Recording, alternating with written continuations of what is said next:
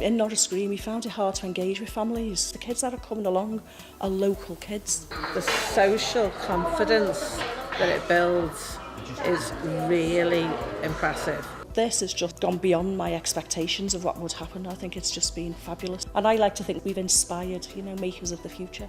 I mean, I know it's not just exclusively for children who find the sort of traditional roots difficult, but it definitely appeals to those who do.